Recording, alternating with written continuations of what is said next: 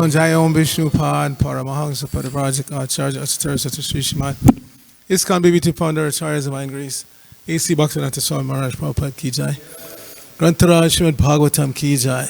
All glories to the assembled devotees. All glories to the assembled devotees. All glories to the assembled devotees.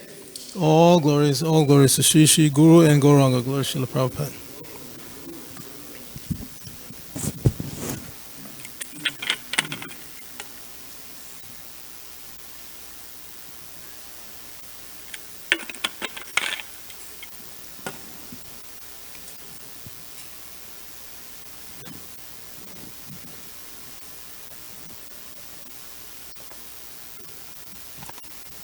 Narayana Namaskritya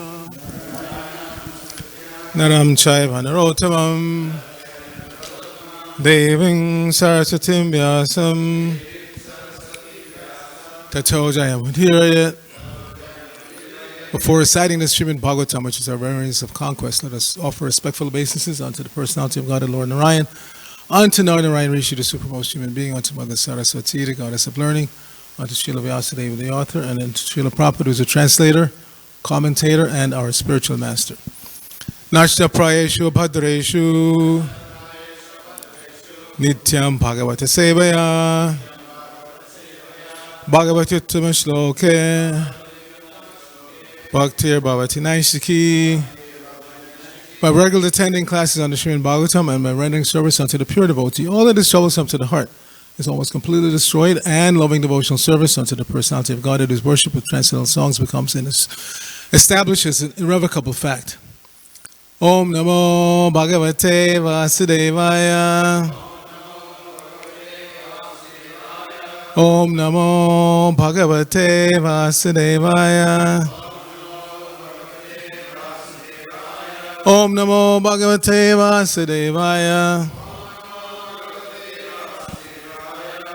So you have to hit the source button again on the remote. Hit the source button, go over to HDMI 3, and then hit enter. Okay, now when you see that spinning thing, that means it's going to connect properly. Then on the computer, you have to click on the database icon. It's already on the, should already be on the right verse. Abert normally does this, but somehow or other he's not here, even though I texted him and told him to be here. Hare Krishna. But we have enough computer savvy devotees here, so. All right, we got it. Continuing our reading from the second canto of the Srimad Bhagavatam. This is chapter 7, scheduled incarnations with specific functions. Today's text is 14. Tripishta Poro Bhayaha Sanasingha Rupam Kritva Brahmad Brukuti Dangstra Karala Vaktram Daityendram Ashu Gadaya Vipatantamarad Urau Nipatya Vidadara Nakai Spurantam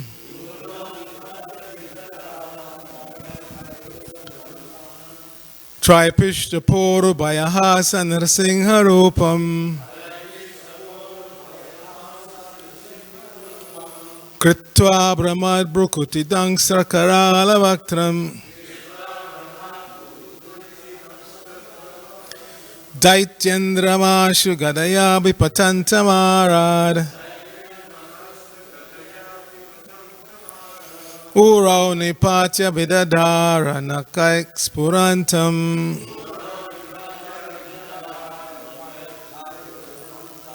Tripishta Poro Bhayaha Sanasingha Rupam Krutva Brahmad Brukuti Dangstra Karala Vaktram Daityendram Ashu Gadaya Vipatantamarad Urau Nipatya Vidadara Nakaik Spurantam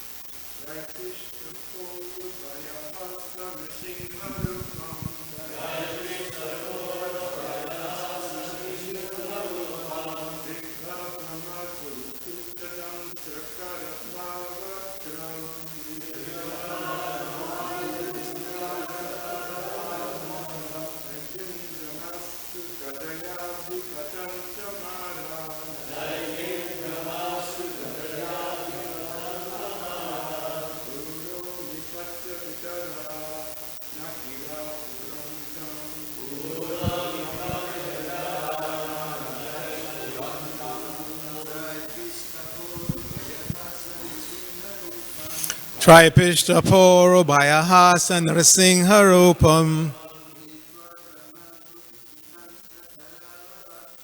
Krutva Brahmad Brukutidang Sakaralavaktram Daichendram Ashu Gadaya Vipatantamarad Urao Nipatya Vidadara Nakaexpurantam. Vaishnavis.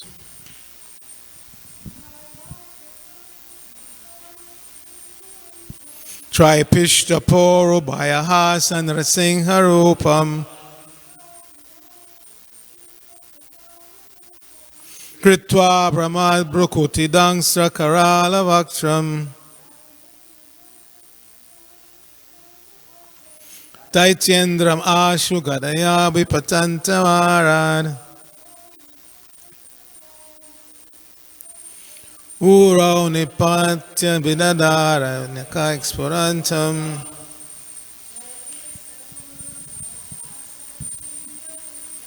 Tripishtapo Bhayahasan Nrsimharupam Kritva Brahmad Brukutidang Sakaralavaktram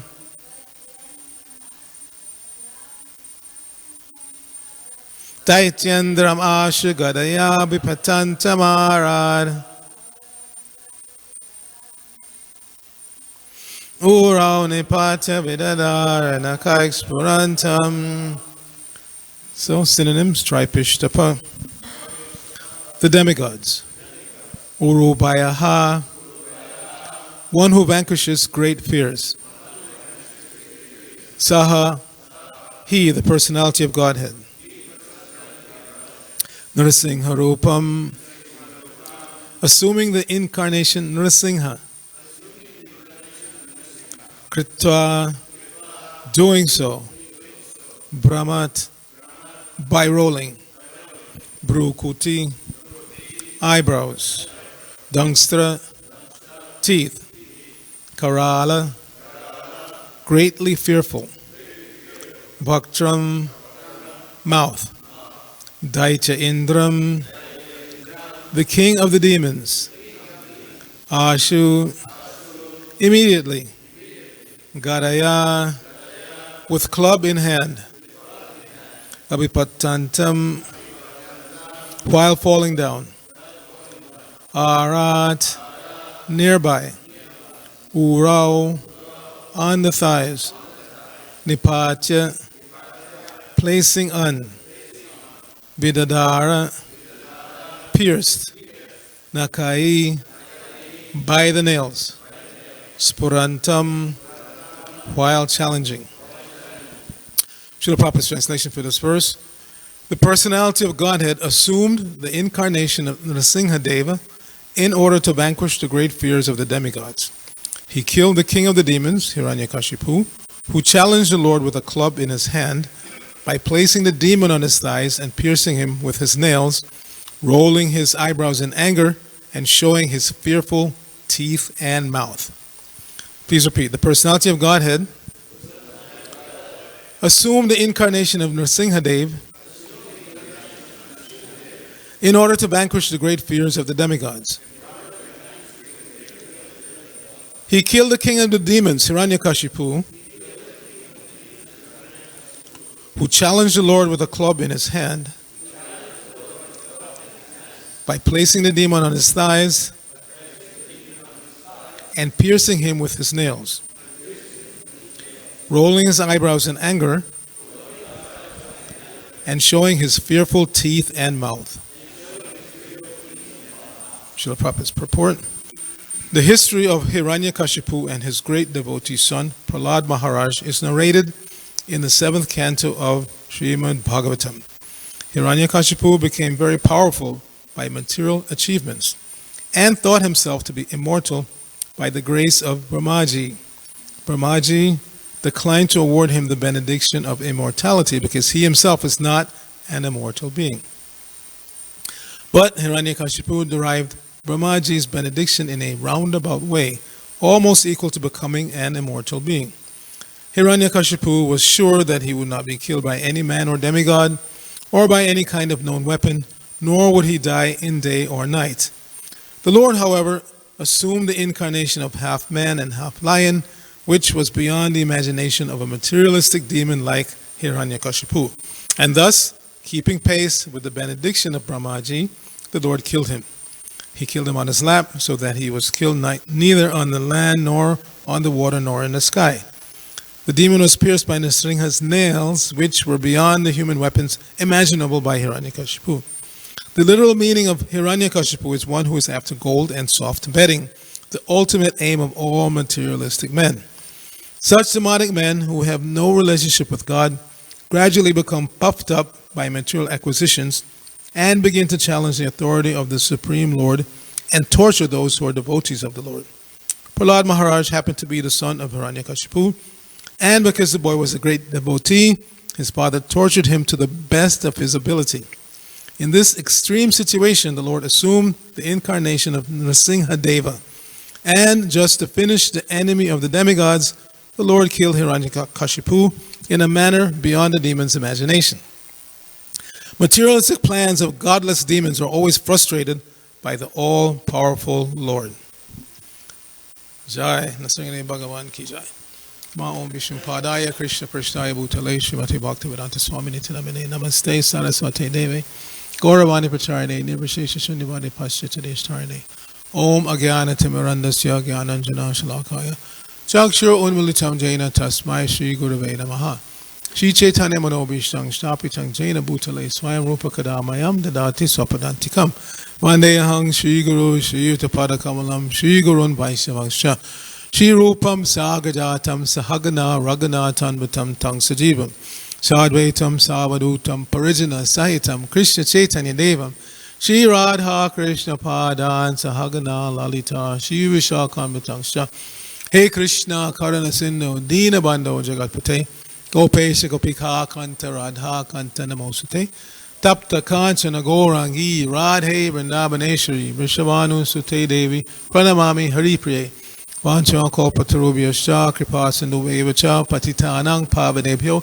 Vaishnavebhyo Namo Namaha Jai Shri Krishna Chaitanya Prabhu Nityananda Shri Advaita Gadadhara Shivasadi Gaur Bhakta Vrinda Hare Krishna Krishna Krishna Hare Hare Hare Rama Rama Rama Hare Hare.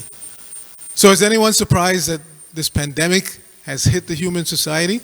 No, not amongst the devotees. We know that the average human being on this planet is extremely sinful. And those sinful reactions have to be visited upon us individually and communally somewhere along the line. So it's not surprising.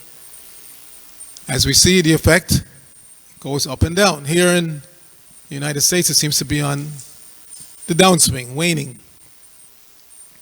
But in India, which is motherland for quite a few residents of New Dwarka, it's on the upswing, very, very tremendously so. Thousands of people dying daily, hospitals completely overrun, no oxygen available for those who need it. Very, very dire situation. So we should pray for humanity to not only get through this COVID pandemic, but to come to their senses and stop being sinful. They don't put the two together in their sinful activities and the reactions that come on them. But that's one of the responsibilities of a preacher. Those who are consider themselves following Srila Prabhupada's order, Lord Chaitanya's order, as preachers of Krishna consciousness. That's part of your responsibility. Our responsibility is to instruct people that you're acting sinfully, and this is what's going to happen. You're going to get the reactions, and it's not going to be nice. Now, one of the effects here locally of this pandemic is that we have not been able to do our normal academic outreach. Normally we go to schools, high schools mainly, and colleges to present Christian consciousness by invitation. We don't force our way into the classroom. And also we host classes when they come here. And many classes are inclined to do that, especially many professors. They bring regularly, like this Professor John Baker from Moore Park College. He likes to bring his class to the Sunday Feast program. And he brings many students, usually at least 30, 40, sometimes as many as 50, 60, 70 students come at a time. And he's trained them so nicely that when they come, they bring flowers. You may have noticed, when they come, the Sunday that they come, they all bring flowers to students and they put on the altar. Now, in interacting with these classes at schools that come here, one thing that came up to me, meditating on today's verse about Lord Nrsingadev, is that they generally ask, when I ask, because we usually take them to the Sunday feast, sit them down, and then we interact with them. And then when I ask them, so many questions, many of them ask, and this is going on over many years, what is the meaning of that painting over there? This lion-like person ripping apart the sky, and what's going on there? So it gives us an opportunity to speak about Lord Nrsingadev, Lord Nrsingadev Ki Jai. Because as, again, aspiring preachers of Krishna consciousness, we are instructed to take shelter of Lord Nrsingadev. That's why I brought all my Nrsinga regalia today, Nrsinga Pavitra, Nrsinga necklace, and Nrsinga bracelet, because I'm trained like that, to take shelter of Lord Nrsingadev. I may have told you the story before, but in Henry Street, I don't know if any of you have been there, that was the third temple in ISKCON. There was 26 2nd Avenue, then 66 2nd Avenue, and then Henry Street. So that's where I joined. And it was previously a convent, a place where, Catholic nuns lived in this brownstone building, 5 stories. And when we joined, they told the brahmacharis, we know it gets a little crowded in the brahmachari ashram, especially in summer. It's a little difficult to sleep there, but don't go up to the 5th floor. It's haunted. But one summer, I think it was 74, I was so hot, and then we were literally sleeping like sardines. Brigapati was there, remembers. So I just couldn't take it. So I got up, and I said, I don't care. I took my sleeping paraphernalia and went up to the 5th floor. And again, in early days, they trained all of us as brahmacharis, you sleep on your back. Never on your stomach. If you have to, one side or the other, but never on your stomach. Must sleep on your back as far as possible. So I'm lying on my back, fell asleep. And I woke up to see this apparition, this woman in white. And you can tell when it's a subtle being because no feet touch the floor. They just float. And she was floating towards me. And I just froze. I was thinking, chant Hare Krishna, but I couldn't. And then Shringa mantras came to my mind. I just started chanting the Shringa mantras in my mind, and she just disappeared. So ever since then, I'm a staunch Nrsinga Bhakta. Every single day I recite Nrsinga mantras. I listen to Nrsinga mantras because I know the potency. It's not a joke. Lord Nrsingadev is there for us. So here in today's verse, Lord Nrsingadev is being glorified. That yesterday Arjun Gopa, very nice class, and he's very good at picking out points. So the same 3 points can be made today. The first point he made for his class was the veracity, or how people will see the presentation of this particular pastime. Naturally, the non-devotees think that this is just some imagination, hallucination. I told you I saw BBC present, BBC. I'm so thinking of BBC, British Broadcasting Corporation, presentation once about ancient India and what it was all about, the sages and all that. So they sent some guy there and did some research and whatnot, and they wanted to know what is this Soma Rasa, because it's mentioned in the Vedas that the demigods, they drink this Soma Rasa. So he went to some high Himalayan portion, and there's this bush that the locals say this is the Soma Rasa. And so they make a tea of it, and he claims it's a mild intoxicant. So this is what happened. These so-called sages, they were sitting around drinking this intoxicant, and they dreamt up all these stories and wrote the so-called Vedas. So this is their so-called scientific research and presentation, and people drink it up because they don't know any better. They watch a very well-done documentary like that, and they go away thinking, yeah, okay, makes sense. these so-called sages in the Himalayas, it was cold up there, they were drinking this somarasa tea. They get a little intoxicated and they write down all these stories, like half man, half lion and stuff like that. But we have to take it literally, whatever is presented, and it's a challenge to us because we're coming out of such society. So we have to challenge ourselves. Every time something is presented in the Bhagavatam, we have to challenge ourselves. Do we really accept it? Can we really tell it to somebody and actually, with conviction, do we actually believe that the Lord appeared as a half man, half lion avatar? So our answer should be yes. Why? Not based on any deep insight that we have, but the source that we're getting it from. A.C. Bhaktivedanta Swami, Bhaktisiddhanta, Bhaktivinoda Thakur, all the way back to Lord Chaitanya himself, all the way back to Krishna. That's why we accept it. Not because we have any deep insight, we've been to the Himalayas and we drank some somarasa. No, we accept it because of how it's presented and by whom it's presented, and the character of those who present it. That's why we accept. So we accept that Lord Nrsingadev came, and we don't care what the so-called scientists say because they're always changing their story. Again, the example we use is, their story about origins. You cannot have an infinite regression of cause and effect. Everybody knows that there's cause, effect, but you can't have it going back infinitum. There has to be an original source of everything. So where we differ is the nature of that original source. They're thinking it's, like you said yesterday, a singularity, a point of infinite density and whatnot, and then it exploded, and then all of this came out of that. But it doesn't make sense. And they make all these elaborate documentaries to try to prove that it makes sense, about how, after billions of years, they figure the Earth planet is about 4 billion years old. And after a couple billion years of just all kinds of volcanic activity, it all settled down, cooled down, and then all this vapor came out of the atmosphere and filled up and became oceans. Hello? Show how that can happen. So much vapor in the air that you can have, the oceans are on average about 4 kilometers deep. All that water, 2/3 of the planet covered water, all of that just came raining out of the sky? Yeah, we accept that. And even if you accept that, okay, the water came down, some or other. Where did all the salt come from? That's in the ocean. Some or other that just magically appeared also. Water came out of the sky, and all that salt that's incorporated into the ocean since time immemorial, it just appeared out of nowhere.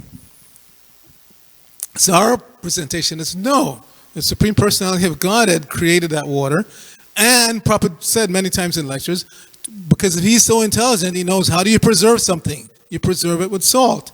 Therefore, you put the salt in there. But knowing that humans and most animals cannot drink salt water, he made the arrangement that it will evaporate, go and form clouds, hit the mountain, and come down as pure water that you can use for your bodily requirements.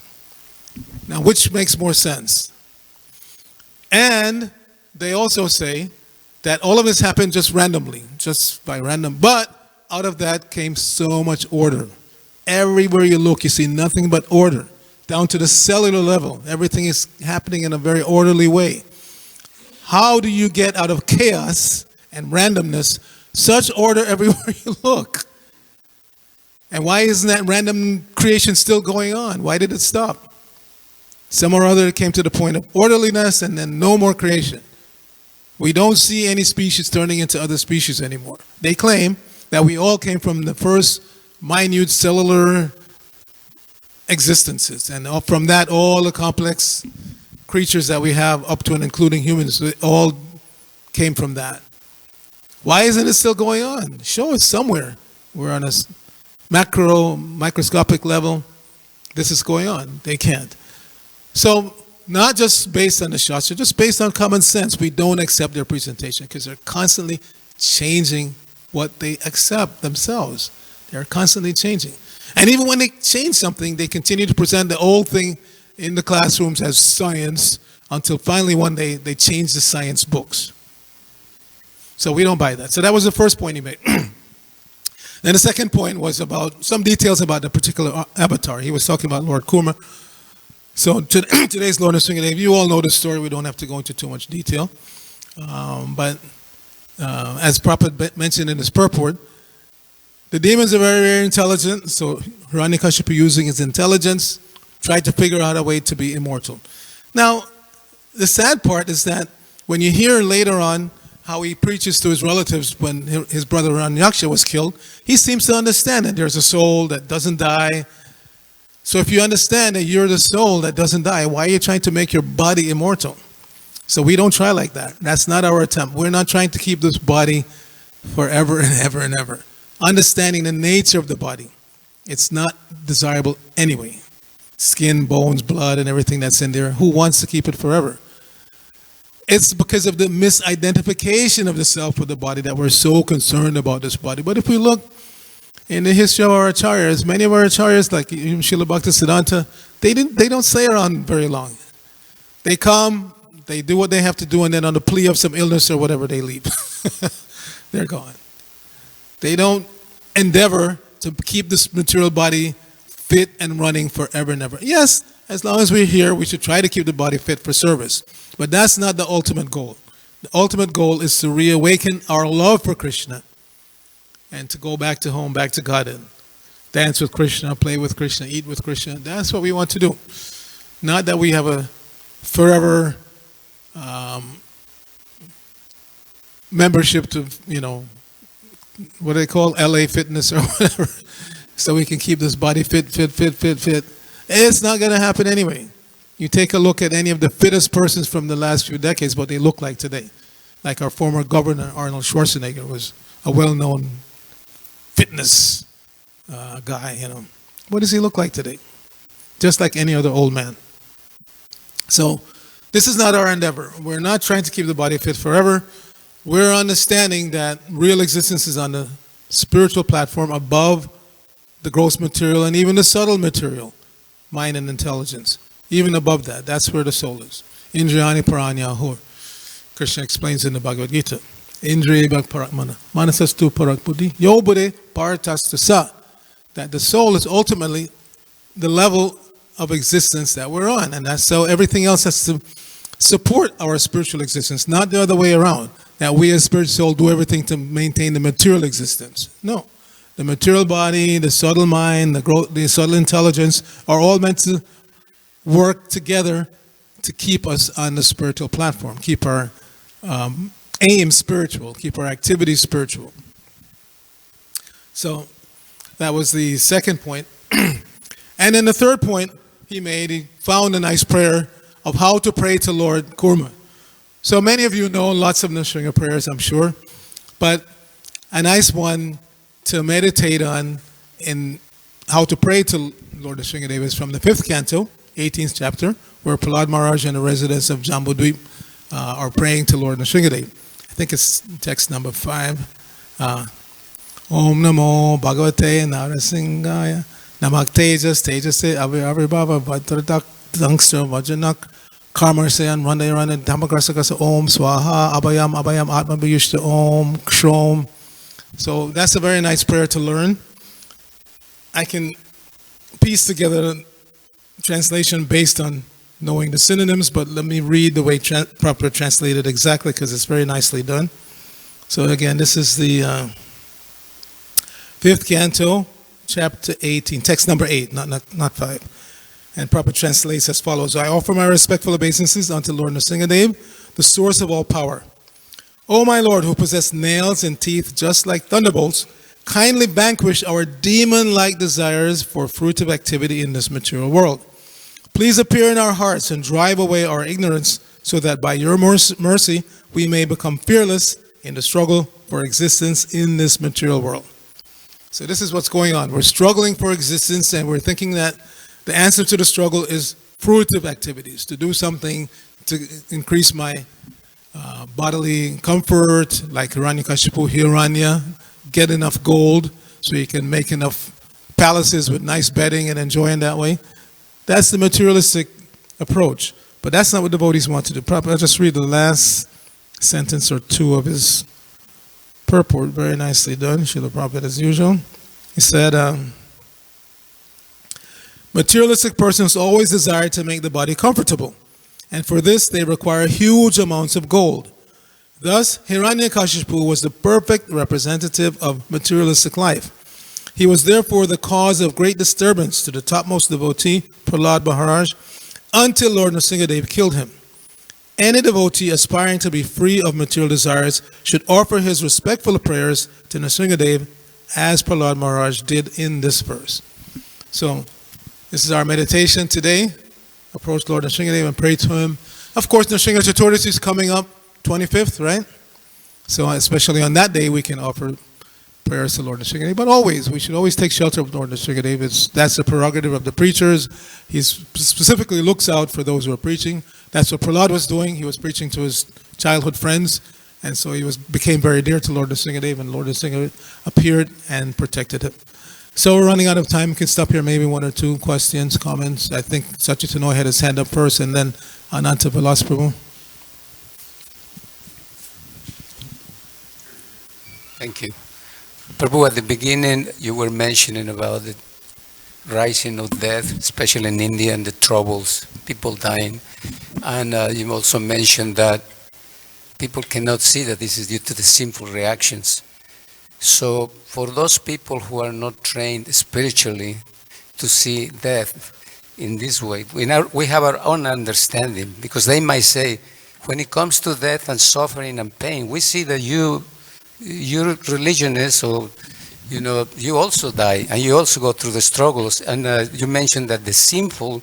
So can you explain that to me? Yeah, sure. This is an age-old question, and this is what keeps many people in the atheistic camp, because they don't see, I go to church, I pray, I'm a good guy, and I'm going to wind up in a grave just like you. So the answer is, the Prophet gave this answer several times, the cat and the kitten and the cat and the rat. So the cat represents death. But a cat picking up her kitten is different from a cat picking up a rat. When the mother cat picks up the kitten just relaxes, knowing quite well that my mother's got some purpose. I just have to go along with it.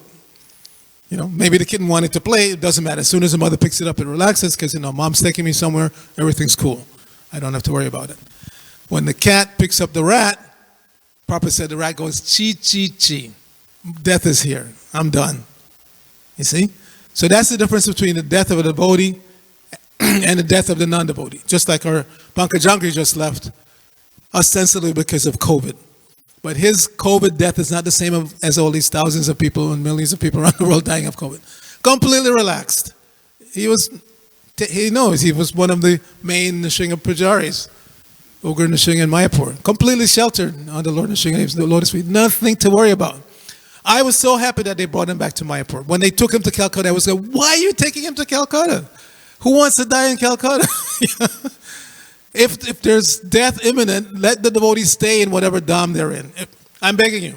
I'll be 69 in October. Death can come at any time. If you see I'm going to die, don't take me even to Bratman across the street. Just let me die in my apartment or wherever. In the dham. This is the holy dham right here, New Dwarka dham. I don't want to go to Santa Monica or Cedar Sinai or anything. Let me die here in New Dwarka Dham. This is the benediction that Prabhupada has given us. He's created all these dhams. Even if you can't make it to Vrindavan Dham or Mayapur Dham, whichever temple you're serving in, that's a dham. So if you leave your body there, just like so many devotees left here, your father left here, that means everything is all right. You die in a dham, everything is all right. You don't have to worry about anything. So that's the difference. Whether they accept or not, we don't care, but we understand that the death of a devotee is not the same as the death of a non-devotee. The devotee is completely sheltered, even if the devotee is not going back to God. Like they asked about Jayananda, they asked Srila Prabhupada. Prabhupada said, based on what you told me, I think he went back to God. But even if he didn't, if he had some material desire, he'll go to the heavenly planets, enjoy for some time, and then pick up again. So the devotee's future is always bright. It's never... We're not worried about dying or death because we're under the shelter of Lord Nrsingadev Ki Jai. Okay, one more Ananta Balas and then we'll stop. Thank you for a wonderful class. I had one reflection and one question. you told like our knowledge is not based upon what atheistic scientists think, but it's based on Shabda Praman coming from disciplic succession. That was very amazing. So in the purport it was written like Lord assumed this form because Hiranyakashipu took a roundabout benediction and he assumed this form to come here. But we know that Lord is actually eternally also present in the planet system. So how to reconcile this difference? Like he's eternally there and he's Yes. coming to assume this form. That is the Lord's mercy on us. These forms are all existing eternally, but the pastimes are also going on cyclically. The entire material world is sometimes manifest, sometimes not. And when it becomes manifest, then all of these avatars come and perform their pastimes. So this pastime of Prahlad Nrsimha is not a one-shot thing. It goes on every cycle. And we know from Bhagavad Gita, Parichanaya Sadhanam Vinashaya Chadushkritam, when the Lord comes, many purposes are fulfilled. So he comes to protect Prahlad, to kill Hiranyakashipu, to uphold Brahma's promises, like that. Everything is taken care of so expertly by the Lord. And that's why, although we can come to a platform of perfection, as perfect servants of the Lord, we can never be as perfect as the Lord. His intelligence is always way beyond ours. His abilities are always way beyond ours. His activities are eternally going on and way beyond the scope of any individual soul. Jai, Grantaraj Srimad Bhagavatam ki jai, Srila Prabhupada ki jai, Gaur Bhakta Vrinda ki jai.